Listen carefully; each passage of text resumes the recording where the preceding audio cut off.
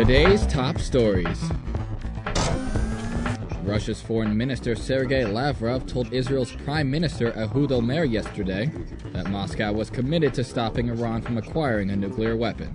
Quote, "Russia is committed to preventing the nuclearization of Iran for military purposes."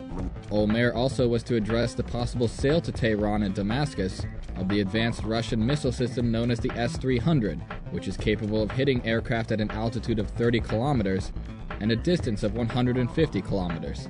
Moscow has denied selling the system to Iran, and yesterday, Russia's arms export giant, Rosoboronexport, said it had no information about any such sales. Olmert will also meet Russia's President Dmitry Medvedev today. On Sunday, Iran's Deputy Oil Minister Akbar Torkan confirmed that the sanctions imposed on Iran by the Security Council and the U.S. has made it impossible for Iran to acquire new technology.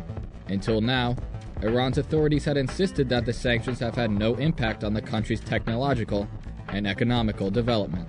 Speaking at the second Iran's International Gas Export Conference in Tehran, Torkan said that because sanctions have made Iran's access to Western technology impossible, and because of high costs, the export of Iran's natural gas via pipelines is more cost-effective.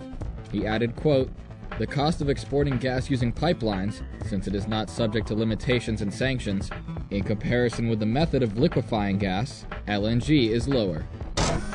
European Union Foreign Policy Chief Javier Solana today said that a letter sent from Iran to the six-power group, working to stem that country's nuclear program, would not affect the group's approach toward Iran. Iran's letter was written by Iran's chief nuclear negotiator Saeed Jalili, who met the six powers for talks in suspending his country's uranium enrichment activities on July 19th in Geneva.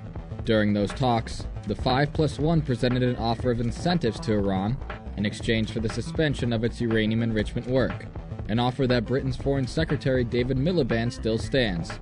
Quote, "We are making a serious offer to Iran for economic, cultural, and scientific cooperation, which I think is the way forward."